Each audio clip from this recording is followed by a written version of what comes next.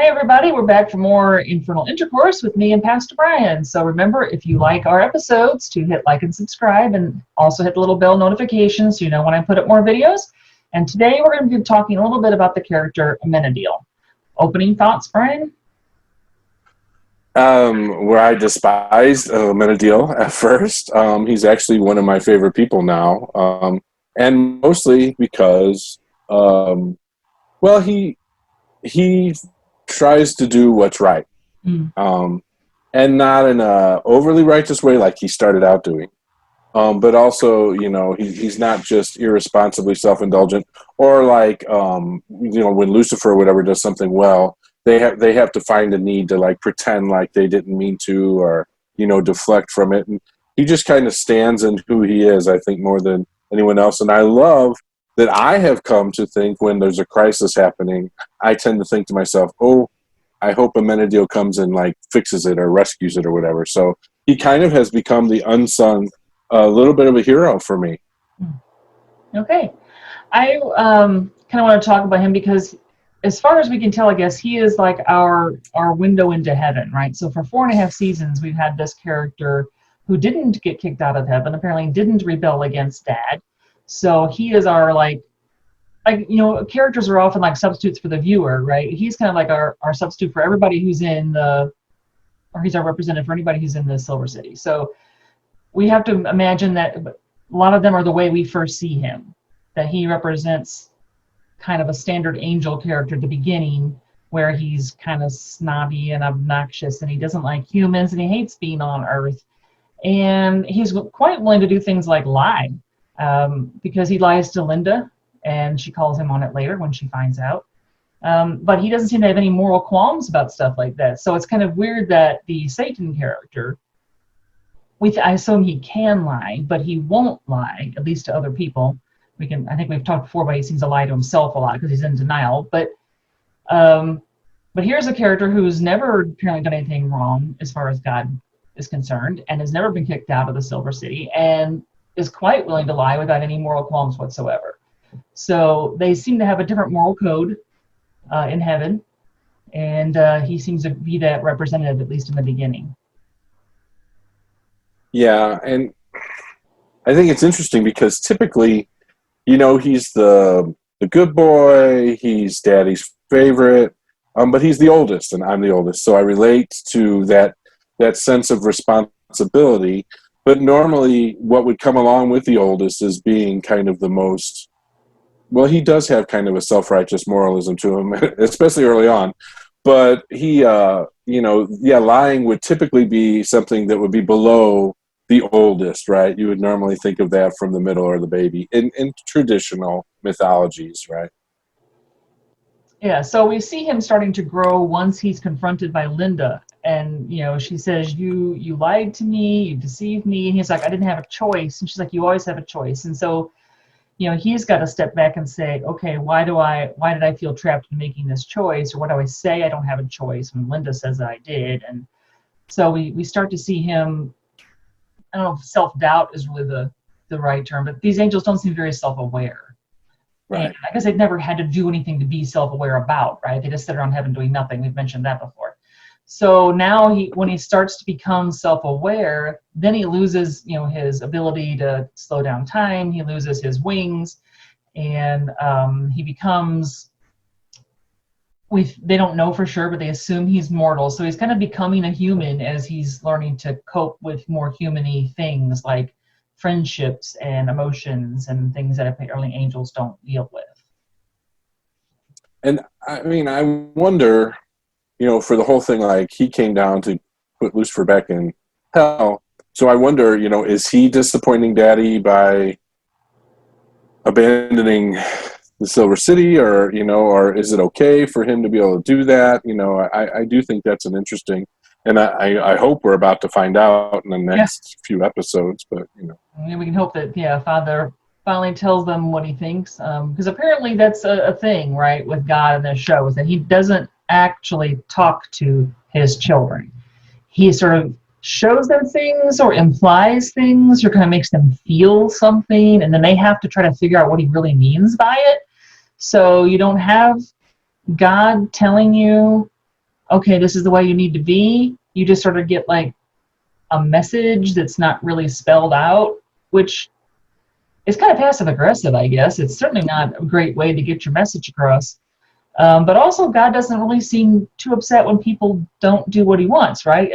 According to these characters, Lucifer is not supposed to leave hell. Angels are not supposed to intermix with humans. They're certainly not supposed to have sex with them. And this regularly happens, and God seems okay with it. At least he's not smiting anybody. There's no plague of locusts happening or whatever. So, it's like there's these rules, but you break the rules and nothing happens. So were these rules actually things that God said never interact with humans, except when I specifically give you a message, like when I go tell Gabriel to go tell Mary she's going to have a baby? That was a specific message. I told a specific angel to go give to a specific human, but otherwise don't intermix with them. Or was it just sort of this general kind of feeling that, we don't think Dad kind of wants us to be around humans, but there was no specific wording to that? We really don't know how God's running heaven. It reminds me of a professor I had in theology in undergrad where, one of the gifts of the Holy Spirit, I think, a fear of the Lord, right? Mm-hmm. And, he always explained that. I thought it was kind of a good way to do it. It was like fear of offending the one you love, but not even like in some terrible or judgmental way. But he described it as you have a date with the person you're really excited about dating, and so you go clean your car, right? Like, it's not fear of that person, but it's like you want to please that person. You want to put your best forward. And I think I see that with the angels. I interpret that a lot. And I think Amenadiel is particularly the poster boy of, it's like, I don't know that it's like they say like God's mad or whatever. But I feel like more often they're just trying to out-please God, each other, and certainly, the jealousy they clearly feel about God's love for humans, I think, plays into that too. Yeah, that's been a plot of many, many movies and TV shows. It seems that angels are always mad at humans for being the favorites, even though I guess humans don't know that or something. But we've had, in the second season, we have him now with their mother, and they're going to go put that. Finally, he decides he's picking Mom over Dad, and they're going to go and storm the gates of heaven or whatever. But he still has this hang-up over who's the favorite, thinking that Lucifer's the favorite. And then it turns out that he believes he's the favorite. And even in this last set of episodes here in season 5, he's telling Chloe, well, I am God's foremost warrior. I don't know what God needs warriors for, but and who are you fighting against?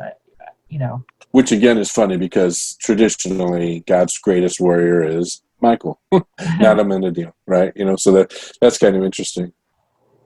Yeah, I haven't tried to look up the name.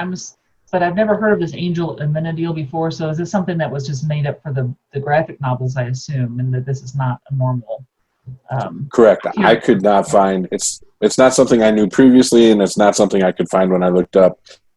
Not like some random person from like in any credible way outside of this mythology of this. Yeah. Well, I know the Book of Enoch lists a lot of like names, but it's not exactly canon. So. It's the right format with like God in it. Yeah. But yeah, and Amen is a name for God, right?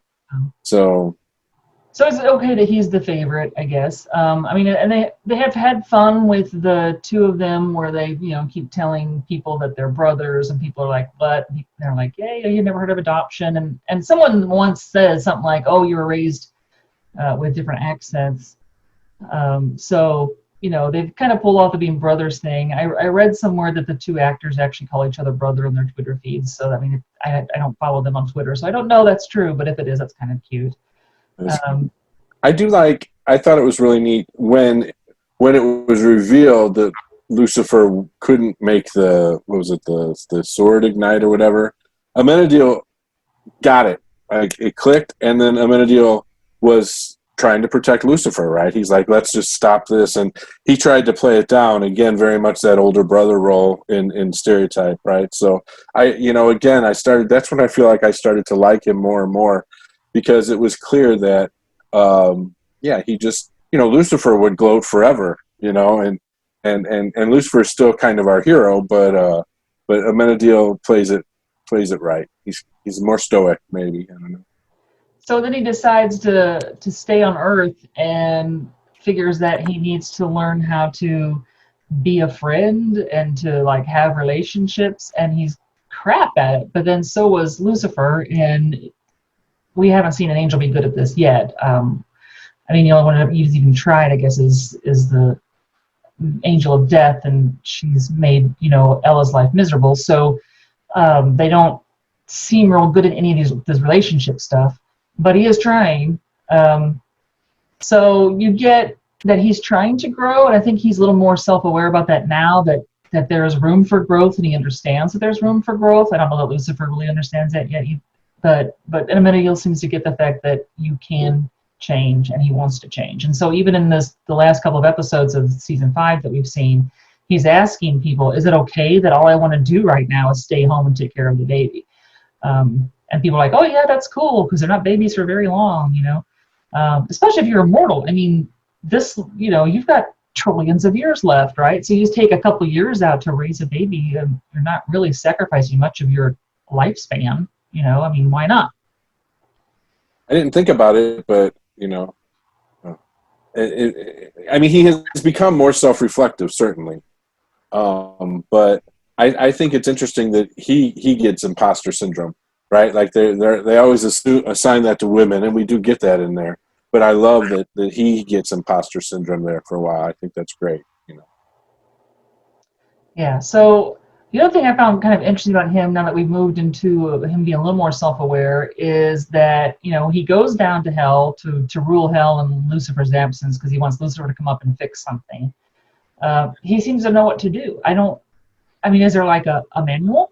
Or you just are an angel who wanders around hell, and when demons have a problem, they come and ask you about it, and then you just have to make a decision. I mean, we don't really know how hell is run particularly. And we've mentioned this before, that why does hell need anyone to run it? Everybody's in their hell loop. So how much intervention does it really require?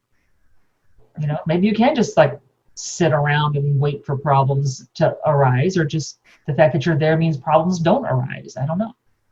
Well, it's interesting because that's a theory of God exists only because people would run amok without that external authority threat. Mm-hmm. And so it almost feels like that's what's needed in hell, and that the demons themselves rebelled because they didn't have the threat hanging over them with Lucifer gone. You know, it's kind of interesting. And so, yeah, Amenadiel stepped right into it, but then, of course, said it's not needed, they're okay, and left anyway. So I thought that was interesting, too.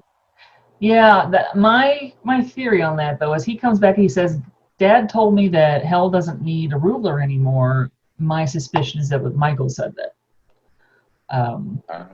Because it seems odd that God would decide after all this time that now that the demons have figured out, hey, if we want a king of hell, we can actually go up and initiate getting somebody to drag them back down to hell to be our king.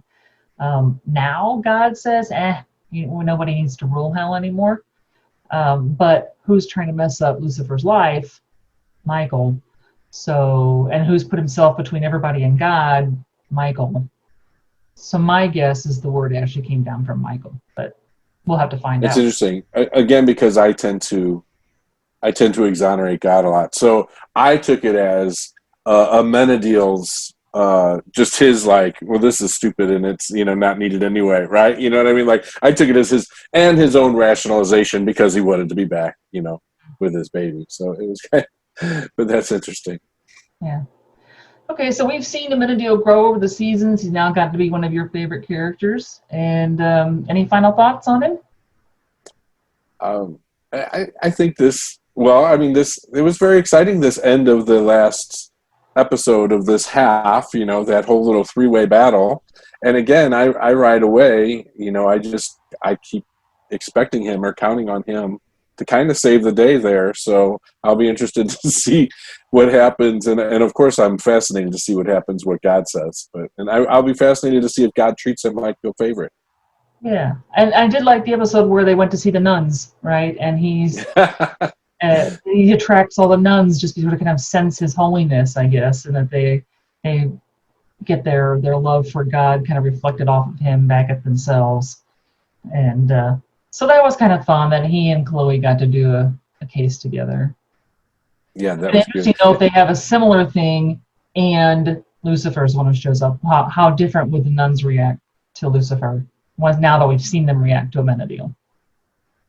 Don't know. That would be interesting. I would expect, I love religious women, so I would expect them to be repulsed by Lucifer, even though we've grown to love Lucifer. I would expect them to innately feel turned off. Okay. All right. Well, remember, if you like this, hit like and subscribe, and we'll be coming back at you with another episode soon. See you later. Bye-bye.